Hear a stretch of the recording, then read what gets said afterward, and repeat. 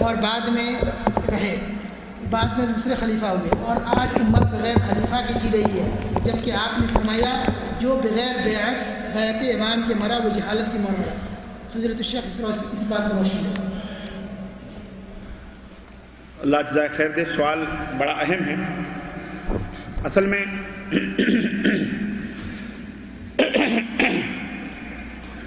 اسلام کے اندر جو احکامات ہیں وہ دو طرح کے ہیں۔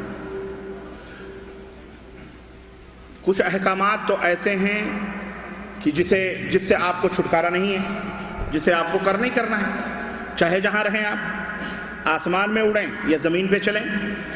نماز ہے، جیسے نماز یہ ایسی عبادت ہے جو 3 حالتوں میں معاف کر دی جاتی ہے، لیکن اس کے بعد وہ فرض ہو جاتی ہے۔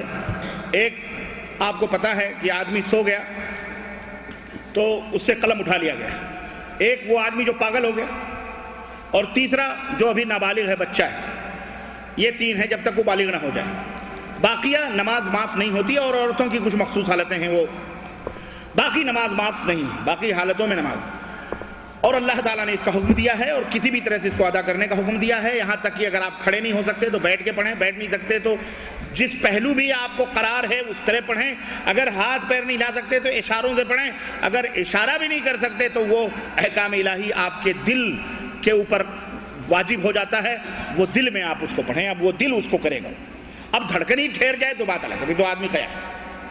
کچھ عبادتیں ایسی ہیں جو آپ کی استطاعت اور آپ کی طاقت پہ رکھی گئی ہیں۔ مثال کے طور پر اگر پیسے ہیں تو زکوٰۃ آپ کے اوپر فرض ہے، پیسے نہیں ہیں تو زکوٰۃ فرض نہیں ہے۔ نہ ہی آپ سے یہ اللہ نے مطالبہ کیا ہے کہ تم زکوٰۃ نکالنے کے لیے چاہے جہاں سے جاؤ، مزدوری کرو اور اتنے پیسے جمع کرو اور زکوٰۃ نکالو۔ اللہ نے نہیں آپ کو مکلف بنایا، کہ بنایا کہیں نہیں مکلف بنایا۔ آپ کے پاس طاقت ہے تو اللہ نے حکم دیا مالک نصاب ہو تو زکوٰۃ دو، نہیں ہے تو آپ کے اوپر سے معاف ہے۔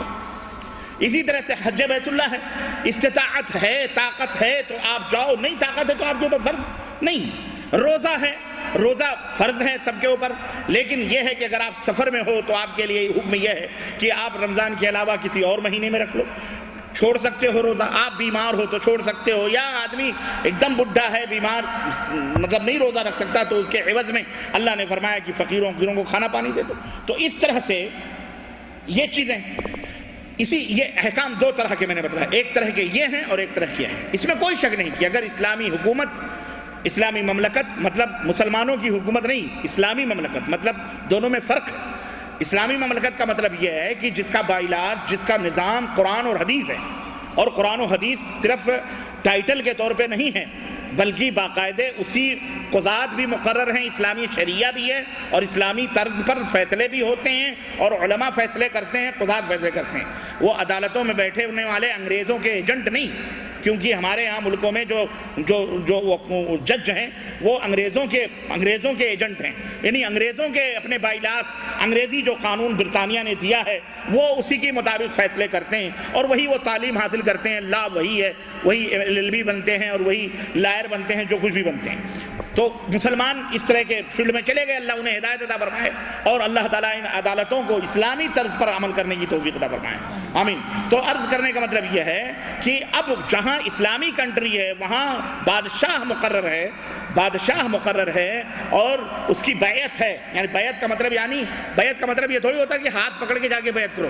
اب ملک فہد رحمۃ اللہ علیہ کے بعد میں ملک عبداللہ حفظہ اللہ آئے ہیں، تو کیا مطلب ہر قبیلے والا جا کر کے سعودی جا کے ہاتھوں پہ بیعت، کہاں اس کو وہاں جانے کو نہیں۔ بیعت کا مطلب یہ ہے کہ آپ اپنا ولا، آپ اپنی محبت، آپ اپنی موافقت اپنے عمل سے ظاہر کریں کہ ہاں یہ ہمارے بادشاہ مقرر ہو گئے۔ اہل حل و عقد نے، علماء نے بیعت کی، جیسے ملک رحمۃ اللہ علیہ کے مرنے کے بعد شیخ عبدالعزیز جو آل شیخ ہیں، جو مفتی مملکہ ہیں، وہ ابھی لاش رکھی ہے، سب کچھ رکھی ہے، اور بیعت کا معاملہ وہیں چلنے لگا، تو انہوں نے فوراً اپنا ہاتھ بڑھایا اور کیا کہا کتاب اللہ اور سنت رسول اللہ پر آپ کے ہاتھ پہ میں بیعت کرتا ہوں۔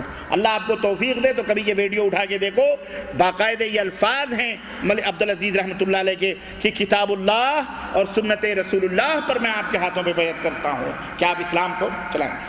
تو ایسے ملک میں رہنے والوں کے اوپر فرض ہے، واجب ہے کہ وہ بادشاہ کو بادشاہ کے ہاتھوں پہ بیعت کریں. اگر اس نے بیعت نہ کی تو وہ جاہلیت کی موت مرے گا. لیکن جہاں ایسے ملک اب مسلمان دنیا میں پھیل گئے، اقلیت اور اکثریت پر نظام حکومت، یہ استعماری قوتوں نے جمہوریت کے نام پر کفر ہمارے سروں پہ لاد دیا. اپنا جمہوریت نہیں چلاتے، ہمارے ملکوں میں جمہوریت رٹواتے ہیں، اور ہمارے ملکوں کے غلام، ان کے بھیجے ہوئے ایجنٹ اسی کے اوپر جان مال سب کچھ قربان کر رہے ہیں، نچھاور کر رہے ہیں. اسلام تو نام کا بتاتے ہیں، اسلام کون سا کی بات کر رہے ہیں؟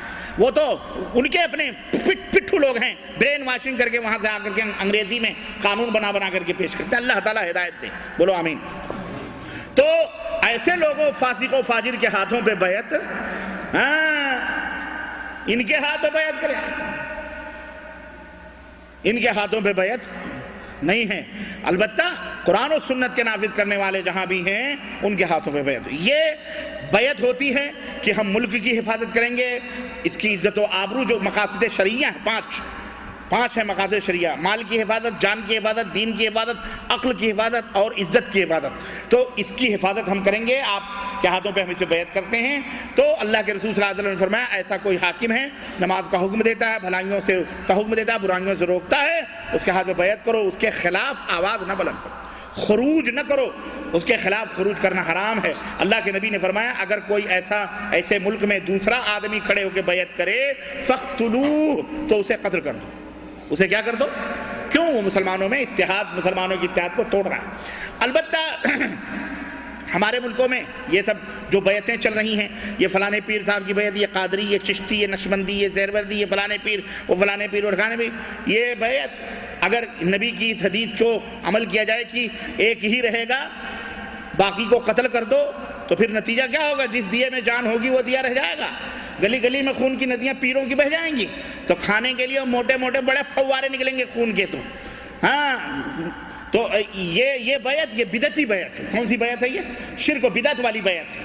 اور رسیاں پھینک کے جو بیعت کرواتے ہیں بڑے بڑے اجتماع میں، اور وہ بھی بعض بیعتیں ایسی بھی ہیں زندوں کی بیعت مردوں کے ہاتھ پہ کرواتے ہیں کہ کہو میں نے بیعت کی فلانے کے ہاتھ پہ، نام نہیں لیتا میں، فلانے کے ہاتھ پر، فلانے کے واسطے سے فلانے حضرت جو مر گئے ہیں ان کے ہاتھ پر بیعت کرواتے ہیں.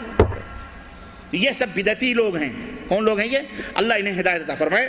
تو اب سمجھ گئے اس حدیث کا مفہوم محدثین نے. یہ تو اگر کوئی ایسی اسلامی حکومت قائم ہو رہی ہے جہاں کا بادشاہ ہے، امیر ہے، اور وہ قرآن و سنت کو نافذ کر رہا ہے، مسلمانوں کی عزت و آبرو کی حفاظت، سب کی قطع راضی کا مالک ہے، تو پھر اس کے ہاتھ پہ بیعت کر سکتے ہیں. لیکن یہ للو پنچو جمن سبراتی ان کے ہاتھوں پہ بیعت نہیں جائے گا. ایمان بیچنے والی بات ہے. سمجھ گئے آپ؟ شیخ صاحب دوسرا سوال یہ ہے کہ کیا